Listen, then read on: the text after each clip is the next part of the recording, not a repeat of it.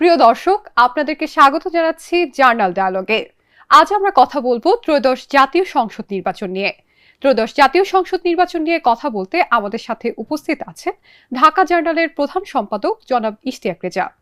জনাব ইশতিয়াক রেজা, আপনাকে স্বাগত জানাচ্ছি। ধন্যবাদ। আগামীকাল বহুল প্রতীক্ষিত জাতীয় সংসদ নির্বাচন কেমন দেখছেন? আপনি যেটা বললেন বহুল প্রতীক্ষিত, বাংলাদেশের মানুষ এর আগেও নির্বাচন দেখেছে, বিশেষ করে গত 3টি নির্বাচন দেখেছে। সেই তুলনায় এই নির্বাচনটি অনেক দিক থেকে নানাভাবে গুরুত্বপূর্ণ এবং আমি বলবো বৈচিত্র্যে ভরপুর। প্রথম কথা হলো যে ছাত্র জনতার গণঅভ্যুত্থানের মাধ্যমে একটি সরকার বদলে গেছে এবং রাস্তায় যে পরিবর্তনের স্লোগান যেটা ছিল সেটা এখন মানুষের কাছে ভোট বাক্সের দিকে ধাবিত হচ্ছে এবং একই দিনে গণভোটের আয়োজন হচ্ছে, সংসদ নির্বাচন হচ্ছে, ফলে অভিনব একটা নির্বাচন হতে যাচ্ছে আগামীকাল। এবং যেটা হয় যে এটা তো শুধু সরকার গঠনের নির্বাচনই হবে না, একই সাথে আমাদের রাষ্ট্র কাঠামো নিয়ে মানুষের ভাবনাটারও একটা প্রতিফলন ঘটবে হা না ভোটের মাধ্যমে। সেই দৃষ্টিকোণ থেকে আগামীকাল দিনটিকে আমরা বলতে পারি বাংলাদেশের গণতন্ত্রের ইতিহাসে একটি মহেন্দ্রক্ষণ। এবং বলতে গেলে গণতন্ত্রের চাকা হয়তো থেমে ছিল কি ছিল না সেটা নিয়ে বিতর্ক থাকতে পারে, কিন্তু গণতন্ত্রের চাকাকে নতুন করে ঘোরানোর প্রয়াসে একটা নতুন উদ্যম বলে আমার কাছে মনে হচ্ছে আগামীকালের নির্বাচন। এবং মনস্তত্ত্বটাও মানুষের বদলে গেছে। দীর্ঘদিনের শাসক দলের অনুপস্থিতি, নতুন নির্বাচন।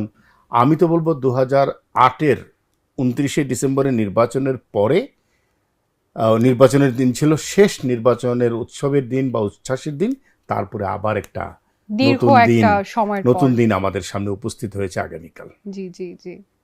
আচ্ছা, আওয়ামী লীগ তো নেই, ভোটারদের মধ্যে কি উচ্ছ্বাসের কোনো কমতি আছে?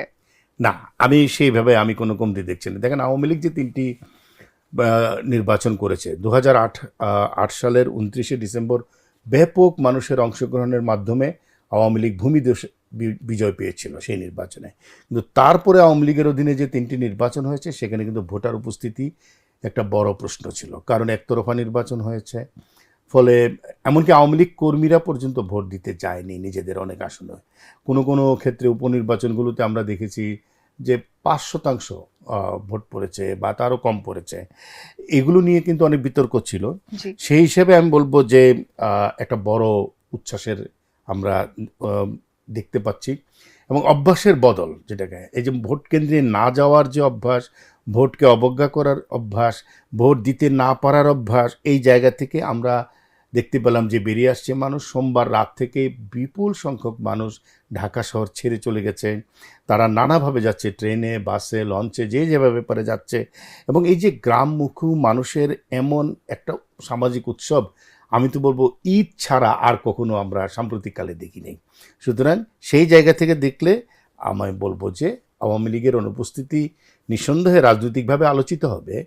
এটা নির্বাচনের নানা জায়গায় এটা নিয়ে কথা হবে, কিন্তু মানুষের ভিতরে উচ্ছ্বাস কমে গেছে এটা বলা যাবে না। মানুষ বরং আরো উৎসব মুখর পরিবেশে যেতে চাচ্ছে মানুষ নির্বাচনে। আওয়ামী লীগের অনুপস্থিতিতে বিএনপির জয় অনেকটাই নিশ্চিত মনে হয়েছিল, এখনো কি তাই মনে হচ্ছে? প্রতিদ্বন্দ্বিতার একটা অঙ্ক আমি বলবো অনেকখানি বদলে গেছে নির্বাচনী তফসিল ঘোষণা এবং এর সাথে প্রচারণার পরে। যতটা সহজ বিএনপি ভেবেছিল নির্বাচনে জিতবে, কিন্তু সময় যত এগিয়েছে জামাত ইসলাম সহ তার যে জোট, 10 দলীয় ঐক্য জোট, সেটি কিন্তু বড় ধরনের আমি বলবো প্রতিদ্বন্দ্বিতা তৈরি করতে পেরেছে এবং বিএনপির সাথে কোথাও হাড্ডাহাড্ডি লড়াইয়ের আভাস পাওয়া যাচ্ছে।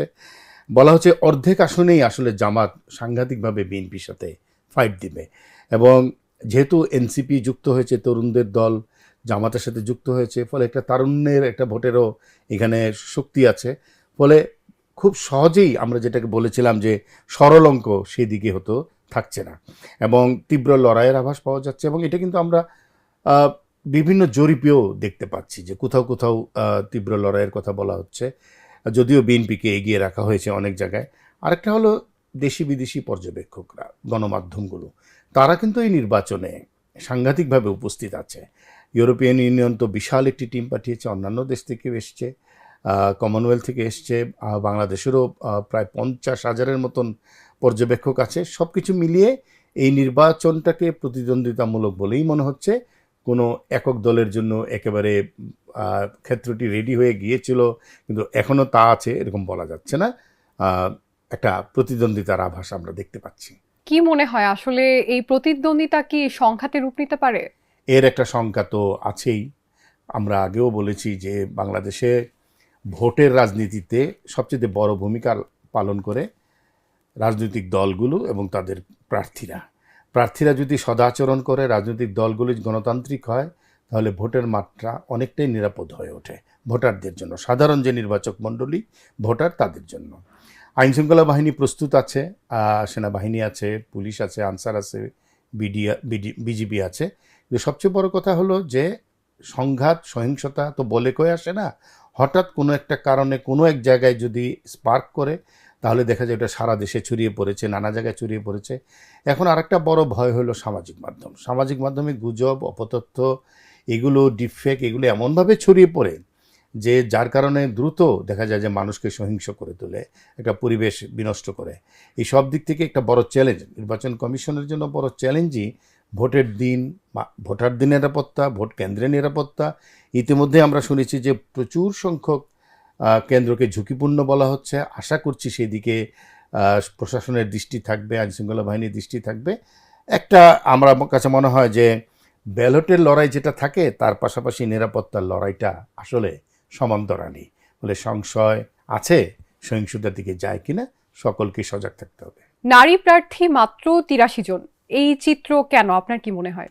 খুবই দুঃখজনক এবং নারীদেরকে কোনো দল কোনো নমিনেশনই দেয়নি। এটা বাংলাদেশে আমরা নারী প্রগতির যে ধারা দেখে এসেছিলাম রাজনৈতিক দলগুলোর ভিতরে, তা থেকে যেন এবার আমরা অনেকটা পিছিয়ে গেল বাংলাদেশ। এবং রাজনৈতিক দলগুলোর একটা অঙ্গীকার ছিল যে তাদের ৩০% বা ৩৩% নারীদের জন্য রাখবে। এবার দেখলাম সেটাও তারা খুব একটা আগ্রহী হয়নি। জামাত ইসলাম প্রকাশ্যেই তারা নারীদের ব্যাপারে তারা বলেছে নারীরা নেতৃত্বে আসতে পারবে না, কিন্তু অন্যান্য রাজনৈতিক দলগুলো যে খুব বেশি নারীদেরকে প্রাধান্য দিয়েছে তা আমাদের কাছে মনে হলো না। একটা কথা সবাই বলে যে ৩০% তো সংসদে আছেই, কিন্তু ৩০% সেটা সংরক্ষিত। এটাকে দিয়ে নারীদের রাজনীতিতে ক্ষমতায়ন বোঝানো সম্ভব না। নারীদের জন্য প্রতিদ্বন্দ্বিতামূলক জায়গায় তাদেরকে প্রার্থী করা উচিত ছিল, তাদের পক্ষে দলের অবস্থান নেওয়া উচিত ছিল, সমাজের অবস্থান নিশ্চিত করার জন্য যে কয়জন দাঁড়িয়েছে তারা যদি জিতে আসে আমরা খুশি হব। একটা কথা বলি, সংখ্যাটা খুবই সামান্য, কিন্তু শূন্য তো নয়, আপাতত হয়তো এইটুকুই সান্ত্বনা। এটাই সান্ত্বনা। জি, বড় দুটি দলের অর্থনৈতিক যে প্রতিশ্রুতিগুলো কেমন দেখছেন? নির্বাচনের ম্যানিফেস্টো যেটা ইশতেহার, সেখানে অনেক ধরনের প্রতিশ্রুতি রাজনৈতিক দলগুলো দেয়, কিন্তু এগুলো বেশিরভাগই পরে আর তারা বাস্তবায়ন করে না। এটি আমাদের দীর্ঘদিনের আমরা দেখেছি যে ইতিহাস। এটি অর্থনৈতিকভাবে সকলেই বলেছে বাংলাদেশকে তারা অর্থনৈতিকভাবে স্বাবলম্বী করবে, এটা খুবই দরকার, কিন্তু কিছু কিছু ক্ষেত্রে মনে হচ্ছে যে বাস্তবতা থেকে বেশ দূরে আছে। বিএনপি বলেছে তারা 2034 সালের মধ্যে একটা $1 ট্রিলিয়ন ইকোনমি করবে। এটি শুনতে ভালো লাগে, কিন্তু যেটা হয় কি, এতে আমাদের জিডিপি প্রবৃদ্ধিকে 10% নিয়ে যেতে হবে, এবং সেটা যে খুবই কঠিন কাজ। তার কারণ হলো বর্তমান অবস্থা। আমরা দেখেছি গত অর্থ বছরে এটি 4% ছিল, বর্তমান অর্থ বছরে আগামীতে হয়তো এটি 5-5.5% যেতে পারে।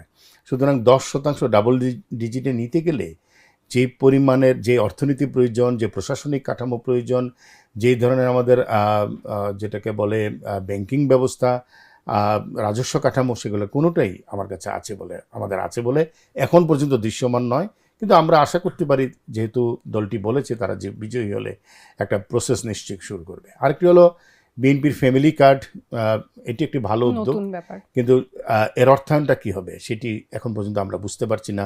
এই বিষয়টি স্বচ্ছ করা উচিত ছিল বলে মনে হয়। জামাতে ইসলামী $15 মিলিয়ন বিদেশি বিনিয়োগ আনবে বলে বলছে। বাংলাদেশে এখন জিডিপির মাত্র 0.5% বিদেশি বিনিয়োগ, একদমই বলতে গেলে তলানিতে গিয়ে ঠেকেছে। এবং এটা করতে গেলে আমাদের ব্যক্তিখাতের বিনিয়োগও বাড়াতে হবে। আমরা দেখলাম ব্যক্তিখাতের বিনিয়োগ কমে গেছে, এই সরকারের আমলে আরও কমেছে। জিডিপির প্রায় 15-20% এখন আছে। এটাকে 35% নিতে পারলে আপনি $15 বিলিয়ন পৌঁছতে পারবেন। এইটি একটি দুরূহ কাজ। অর্থনৈতিক প্রতিশ্রুতিগুলো যেটা হয় কি, বলার সময় বলে ফেলে তো, কিন্তু বাস্তব কঠিন। আমি মনে করি যে এর একটা অডিট প্রয়োজন পরবর্তীতে, যে একটি রাজনৈতিক দল কি বলেছিল, ক্ষমতায় এসে কি করতে পারলো, সেটাও আমার কাছে মনে হয়। আরেকটা হলো, আমরা এটা দেখি না আমাদের এখানে গণতন্ত্রের যে সৌন্দর্য, যে ছায়া মন্ত্রিসভা, যদি যে দল বিরোধী দলে যাবে তাদের পরিকল্পনা কি হবে সেটাও থাকা উচিত ছিল। আমাদের এখানে সবই হলো ক্ষমতায় গেলে আমি এই করব, কিন্তু আমি বিরোধী দলে কী দায়িত্ব পালন করব এই প্রতিশ্রুতিগুলো থাকে না, ইশতেহারগুলো থাকে না। এইটা আমার কাছে মনে হয় যে একটা থাকা দরকার ছিল। বিএনপি যদি ক্ষমতায় যায় তাহলে কেমন বাংলাদেশ হতে পারে? বিএনপি তো তার একটা রূপরেখা বলেছেই, তারা ভীষণ কথা বলেছেন, যেটা খালেদা জিয়ার ছিল 31 দফা আছে তাদের। তাদের তাদের স্লোগানটাই হতো বাংলাদেশ প্রথম। সব কিছু মিলিয়ে বিএনপি একটি মধ্যম রাজনৈতিক দল, এবং তারা উদারনৈতিক রাজনৈতিক অনুশীলন করবে এটি সকলে বিশ্বাস করে, এবং বিভাজনের রাজনীতি, বিদ্বেষের রাজনীতি থেকে সরে এসে একটা গণতান্ত্রিক সহনশীলতার রাজনীতি করবে। এটা হলো প্রত্যাশার জায়গা থেকে। কেমন করবে এটা তারাই করতে পারবে, কিন্তু প্রত্যাশা হলো যে বিএনপি যেহেতু একটি মধ্যম রাজনৈতিক দল, মধ্যমপন্থী রাজনৈতিক দল, উদারনৈতিক রাজনৈতিক দল, সুতরাং তাদের কাছে হয়তো সেটাই প্রত্যাশা থাকবে। জামাত ইসলামী একটি ইসলামিক দল, তাহলে জামাত যদি ক্ষমতায় আসে তাহলে কেমন বাংলাদেশ হতে পারে? জামাত ইসলাম বিষয়টা আসলে আমার কাছে মনে হয় যে এখন পর্যন্ত পরিষ্কার করতে পারেনি।